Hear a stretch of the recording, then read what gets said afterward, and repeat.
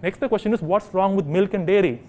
You see, first you have to understand what is milk. All mothers, including cows and buffaloes, lactate milk for their babies. Milk is nature's food for a newborn mammal because baby mammals do not have teeth and they cannot chew solid food. Once the baby mammal has grown solid teeth, then he or she begins weaning from their mothers. However, we humans are the only species who, after having grown teeth, we still drink milk, but we do so by stealing the milk of another animal. Now, just like us humans who are mammals, cows and buffaloes produce milk only when they are pregnant or after having given birth. Cows and buffaloes produce milk only when they are pregnant or after having given birth. So how does a cow or buffalo get pregnant in an Indian dairy farm? A cow is tied up forcibly against her will. A man takes his fist and shoves it, as you saw in the video, into the cow's anus. A steel catheter containing bull semen is then directly shoved into her vagina, and she is shot with bull semen. This is how they're made pregnant. Now think for a moment.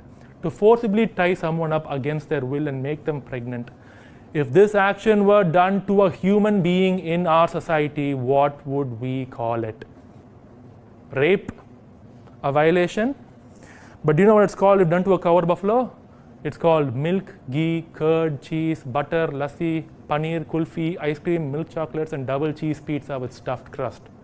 That's what we call it. Once she does give birth, the fate of that baby, like the egg industry, depends on its gender. In case the baby born is a male baby, he is considered useless to the dairy industry because a bull cannot produce milk. Therefore, the day he is born, he is taken from his mother and sold to the slaughterhouse so that he can be killed and his supple skin can be made into magnificent leather shoes, belts, jackets, and purses. In case the baby born is a female, she too is separate from her mother and she is given only a fraction of the milk her mother produces, just enough in order to keep her alive. And the remainder of her rightful milk is all stolen, put into packets, and sold to us. Now, once this female baby comes to age, she will also undergo the same fate as her mother with forced impregnations, and the whole cycle will repeat itself forever. Now, understand that these cows and buffaloes are emotional and complex beings. After being forcefully impregnated for year after year, having the babies taken from them each and every time, they become both physically and mentally distraught. The pain and anguish with which a mother cow screams for days on end in a dairy farm for a stolen baby to be given back is no different from a human mother being held down at birth and screaming for her child to be given back. Now, once a cow becomes old and no longer profitable for the dairy industry, she too is sold off to the slaughterhouse. She is transported in the most horrible ways imaginable. Green chili is stuffed into her eyes.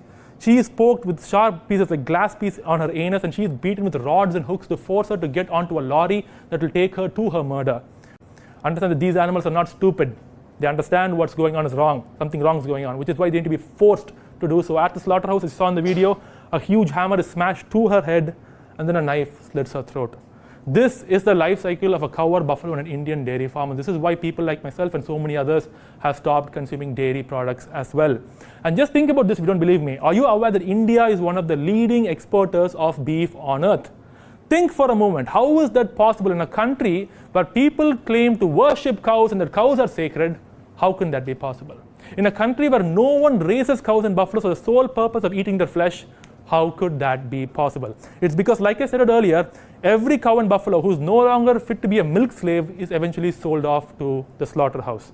Which is why I tell people who say that they are pure vegetarian, in case you want to continue drinking milk even after knowing the truth, please eat beef. I don't say this to offend anyone's sentiments, because whether you choose to eat beef or drink milk or wear leather, it makes zero difference for the animal. The dairy industry, the leather industry, and the beef industry all work hand in hand. They are just different sides of the same coin.